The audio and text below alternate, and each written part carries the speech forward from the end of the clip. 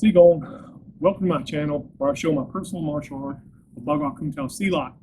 Today, we're working on some of the next level basic applications of lifting palm. And if you've been following my channel, you can see in doing the drills, especially circling the square and changing direction with lifting palm, you'll understand these applications inherently. And you can see normally what we'll do with lifting palm, we always start off typically in the right lead because we're a weapons-based system, so weapon's going to be in front of us, and most people are right-handed. Your opponent, typically is going to be in the left lead because people learn how to fight with their weak side forward, and unless they're a southpaw, then they'll be right side forward.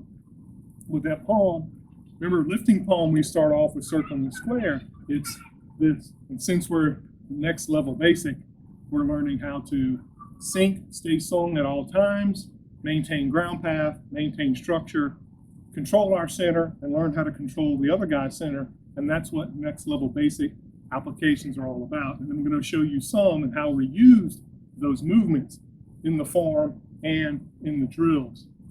So as he were coming with the left lead, and you can see I struck him, I didn't mean to, but that movement, it's immediately a throw.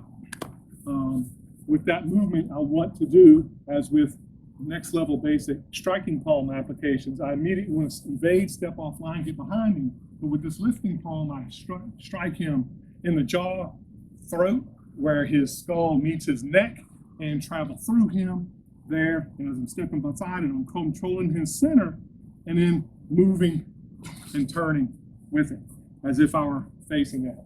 Or if I weren't going to do that, and he was able to impact me with more as I enter this way, means I would change direction this way, pressing palm to the kidneys coming up, and then throwing him again with lifting palm. Excuse me. I was trying to show a little bit. I couldn't even. Yeah, you can see, what about his other hand? You could see his other hand as he tried to impact there. And I wasn't very concerned about it, and I could feel his structure change, and we just adapted for that structure change. Now, there'll be instances where if he comes off that left lead, where I won't be able to gauge underneath him as I'm stepping because I won't recognize it until too late. You can see this lifting palm is with the idea of lifting 1,000 pounds, my entire structure behind it. So when I hit him, I'm hitting directly under his jaw, into his skull, rising it, lifting it from his spine connection and shooting it up. And with that, twisting his skeleton, stealing his balance, and then throwing him rudely, because I go immediately a pressing palm, as you can see as we were changing direction, and throwing him rudely to the ground. But there'll be some instances where I won't be able to go underneath because I was too late. What happens? I'm going to show you. So if he comes in, and you can pressing palm, and then going to lifting palm and stepping behind him and making that throw, pressing palm again to the back of the head for the strike. But there'll be some instances where you're not able to do that as well. And you can simply use lifting palm to engage his entire line of energy as you move towards him and move off that energy. So you see the strike come, it's just immediately in there, and I'm going to engage him, and I don't want to strike his face. I can use it as my forearm, engage. You can see him twisting back. And I'm stepping, you can see here. I've got nowhere to go. Yeah, and I've engaged him and I kept him in. And I can move immediately into chokes or some other things, but this is next level basic application. You can see I've engaged his entire rear leg. But from there also, if I change direction, pressing palm, striking to the kidneys, then lifting palm again, I'm coming up and I bring him down. And I'm doing this gently possible. At full speed and power, it would cause him some real injury. Also, there'll be instances where I see it, and for whatever reason, I'm not paying proper attention, I'm late, I'm distracted for whatever reason, and I immediately move into pressing palm, and immediately I step forward, and you can see pressing palm again engages in, which I've shown in basic applications of pressing palm in other videos, move into lifting palm, where I strike his neck here, and my forearm strikes him here, and I step past him. So you can see that in a more fluid motion. He does the lead boom, from here. And I did that just to keep him from that. But what that is that lifting palm moment, and it's a forearm side of the hand and forearm strike to across the face, engages, twists his neck, and then throws him. And again, what you see is me often trying to mitigate injury to him as we make those contacts. We're not stuck with moving to the flank, because often experienced fighters will try to keep me from moving to the outside. Even when they're engaging and moving forward, they'll take smaller steps and always looking and doing this. And we're not concerned about that. We'll move. We're concerned when they actually cross that distance and attempt to make entry into our space. That's when we react. So indeed, if he goes that way and we misjudge because he thinks we're going to move to the other side, they're moving to the other side, we're always worried about the other hand as well. Remember, we engage with the entire body. So when you see me moving in, I'm moving into his entire space, immediately stealing his balance, breaking down his structure, and changing that to my advantage while I impose my structure and energy upon him so he can't counterattack. And when that happens, say we move off the other way, yeah, and he moves and you see me continue to work and he's circling to move, yeah, and you see me moving this way, pressing palm strike to the kidneys, and you see me moving, lifting palm, yeah, and twisting his neck for the throw.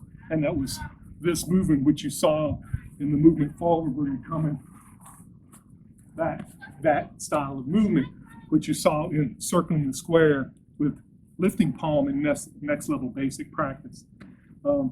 Also, we can see it here. He just comes in immediately this side, and you can see it looks like I'm out of, remember, this was a strike, and it looks like I'm out of position.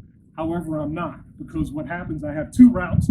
I can move in, kidney strike, as he going to try to change position, and I just move again, and you saw he tried to grab me, lifting palm, and I throw him that way, pressing palm. So there are many ways we can take this, and remember, that throw was an arm break into engaging his neck, face, and head as we move in that direction. However, there'll be some instances where you think you've made a mistake. That's okay. Keep moving. Even off the right lead, when we see that movement, he comes in. Again, same thing. And you can see he's almost thrown just from structure. And when I drop him, same as he's supposed to, he's down. And I can engage in any number of things here. But that's more intermediate applications once they hit the ground. Or if we're late, he comes in off the right side. Boom. We can see this engagement. If he changes direction, remember, pressing palm and then back into lifting palm as I move forward and throw him. So remember, go back to my other video, next level basic practice circling the square in my previous video, so you know how to move properly as a whole unit, maintaining ground path, controlling your center, and you learn how to control his center. So even if we come and I move late, boom, I engage him and step forward, and again, same thing, I'm turning, pressing palm, throw him, and then following up with any number of things. There are different things you can do. But also, say you don't make it, he circles, engages, you do lifting palm, right side, boom, and we're this way. And he steps back, that's okay. Lifting palm and follow up. Just keep moving, and you'll see you'll be able to use your art as you've been practicing. Also, sometimes you'll be caught off guard, you'll misjudge the structure and his movement pattern. That's okay. So say he's coming off the front, jab, left lead, and he's faking you with a jab because he's coming in with that thunderous overhand right, which everybody wants to do. And you're simply stepping off. Instead of going the outside, yeah, you're coming here. And you can see here, it looks like I haven't done anything, but that's okay. Pressing palm, I've engaged this one, reset, and I'm coming back in, pressing palm, stepping. So there's a number of things we can do. Just remember, maintain your structure, stay loose, maintain ground path, and control of your center, allow your center to initiate all movements. I haven't started showing you how to use jings in these movements. That's different, and that's later on at intermediate and advanced level in the 64 palm system. However, lifting palm, next level basic, is plenty to work on at this moment. Also, it works against kicks. If you were to come in with that kick here, immediately come in. The reason that works, instead of me trying to move away, where I would hit the apex, I move into it and I use my entire body to engage and lift and step forward. I didn't want to do it ugly and throw him across the room, so I simply stopped there and did it. But if you're moving it and I allow that energy to slide forward, and then I can throw him. And naturally, there are many, many lead engagements we can use to overcome other kicks, which I'll show later at next level basic.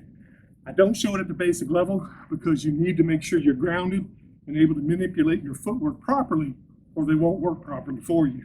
What do you do if you see that swing punch come, he's in left lead, and you see it coming from here? Well, you want to evade, and you always want to evade if you can at that person's flank. And you think normally it's going to be that flank because he's in left lead, but actually that flank position's changing because he's bringing that power forward. So his opposite side is actually coming forward, and you want to flank that. And when you see that, just evade it.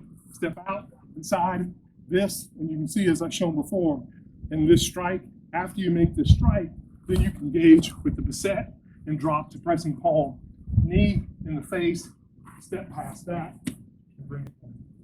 So play with it. Another next level basic application we can do. If you'll notice this one, when you're sinking and this is rising, that looks like a lot of structures you'll see in other Kung Fu systems as far as defenses. Bagua Kuntao Silat, we don't like to think of defenses except as incidental to your offensive movement. So when you see that and you see a movement go, you can use it to interfere. He throws a punch, boom, and then immediately, boom, that strike, and then moving to here, and then from there, you can do a number of things, those float ribs, and move in.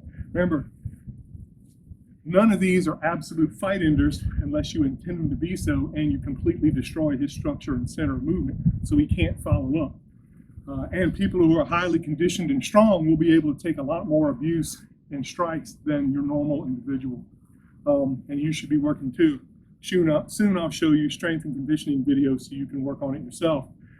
And while this is an internal art, you still live in a physical body which must be maintained properly for optimum efficiency.